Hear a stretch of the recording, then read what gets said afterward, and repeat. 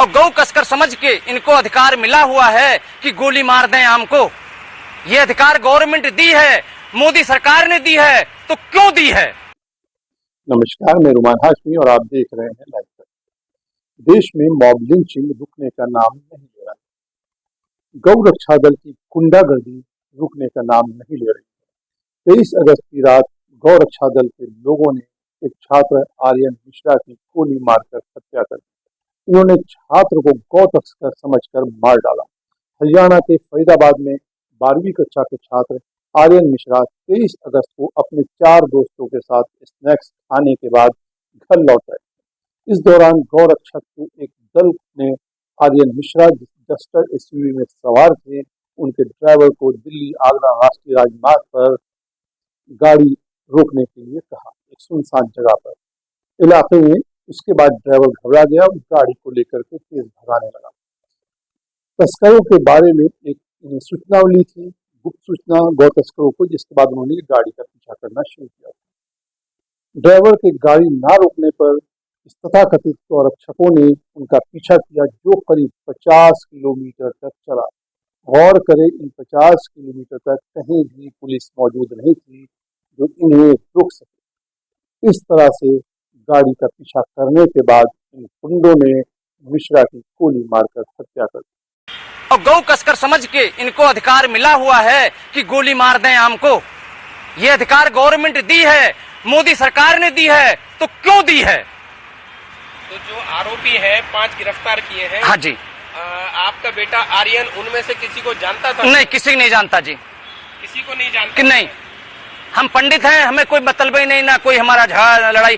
हम पुलिस ने कहा कि उन्होंने गाय रक्षा दल से जुड़े अनिल कौशिक, वरुण कुमार और कृष्णा सिंह और आदेश सिंह को हत्या के आरोप में गिरफ्तार किया है। इन सभी मुलजिमों को शुक्रवार को अदालत में पेश किया गया और 14 दिन की न्यायिक हिरासत में भेज दिया गया। मिश्रा की हत्या से कुछ दिन पहले हरियाणा के चरखी दादरी के बधरा में 7 लोग, जिनमें 2 नाबालिग भी शामिल थे, इन लोगों ने पश्चिम बंगाल के एक प्रवासी मजदूर को बीफ खाने के शक में पीट कर मार डाला। गौर करें, सिर्फ शक में पीट कर मार डाला। जिस राज्य के मुख्यमंत्री ये कहें कि बीफ तस्करों को लोगों की भावनाओं को नहीं भड़काना चाहिए, तो ऐसे में इन तथाकथित गौ रक्षकों की हिम्मत तो बढ़ेगा ही। नए भारतीय न्याय संहिता में मॉब लिंचिंग को लेकर उम्र कैद तक का प्रावधान है, लेकिन बावजूद इसके मॉब लिंचिंग रुकने का नाम नहीं ले रहा है। पुलिस अगर इन्हें अरेस्ट भी करती है तो अक्सर केस में देखा गया है कि राजनीतिक दबाव के कारण हल्के धाराओं में उन्हें गिरफ्तार किया जाता है और फिर वो जल्द ही जमानत पर बाहर आ जाते हैं। 2002 में हरियाणा के झज्जर जिले में 5 दलित युवाओं की भीड़ ने हत्या कर दी थी। उन पर गौ हत्या का आरोप लगाया गया था। ह्यूमन राइट वॉच के मुताबिक यह भीड़ कथित तौर पर विश्व हिंदू परिषद के सदस्यों द्वारा लीड किया जा रहा था। बाद में विश्व हिंदू परिषद के एक नेता का, जो अब दिवंगत हो चुके हैं, उनका बयान आया था कि भीड़ ने मुस्लिम समझकर उन दलितों को गलती से उन दलितों की हत्या कर दी। जाहिर है बेचारा आर्यन मिश्रा भी उसी गलती का शिकार हो गया। कहना गलत नहीं होगा कि इंसानों को मारना एक गिरोह के लिए पिछले 1 दशक से कितना आसान हो गया।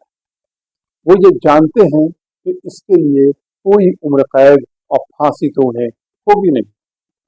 मॉब लिंचिंग में हाल के दिनों में 2024 के चुनाव के बाद जो बढ़ोतरी हुई है, इसकी वजह यह नैरेटिव है कि जो ये क्रिएट किया गया है कि बीजेपी की लोकसभा चुनाव में यूपी, कर्नाटक और महाराष्ट्र, राजस्थान में कम सीट आने की वजह यह है कि मुसलमानों ने जमकर कांग्रेस और उसके सहयोगी दलों को वोट दिया।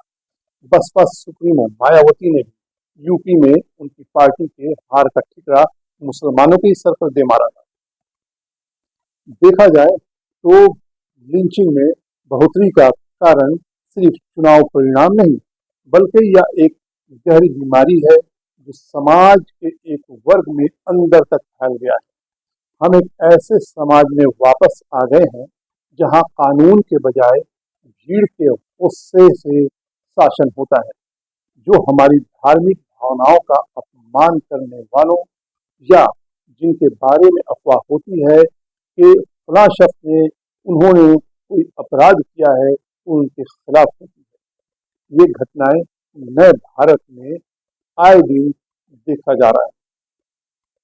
भड़काऊ भाषण, मुसलमानों के खिलाफ मीडिया का एक वर्ग, खासकर टीवी चैनल्स जो मुसलमानों के खिलाफ किसी न किसी प्रोग्राम और टीवी डिबेट में के जरिया लोगों के दिमाग में जहर भर रहे हैं, उस नफरत का नतीजा है इस तरह की मॉब लिंचिंग या भीड़ का कथित इंसाफ।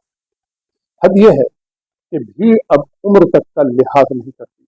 73 साल के अशरफ अली सैयद हुसैन जलगांव से कल्याण यात्रा कर रहे थे जब उन्हें 20 साल के कुछ युवाओं ने एक गिरोह ने उन पर हमला कर दिया। हुसैन प्लास्टिक के 2 कंटेनरों में भैंस का मांस ले जा रहे थे।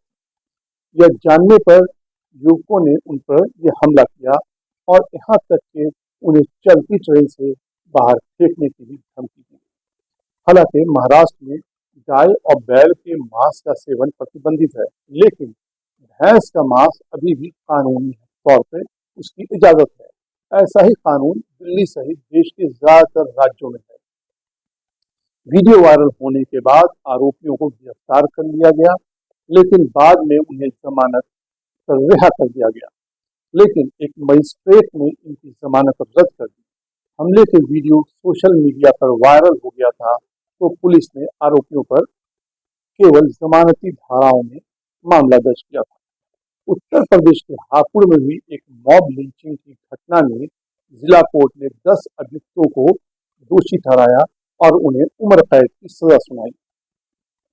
इन लोगों ने एक कासिम नाम के व्यक्ति की गाय की हत्या के आरोप में पीट कर इन लोगों ने मार डाला था। उनका आरोप था और उसको बचाने गए, उस शख्स को बचाने गए एक और शख्स जिनका नाम समय दिन था, वो गए तो उनका भी मार पीट करके उनके हाथ पर तोड़ डाला गया था, लेकिन वो बच गए और बाद में इस घटना के चश्मदीद गवाह बने।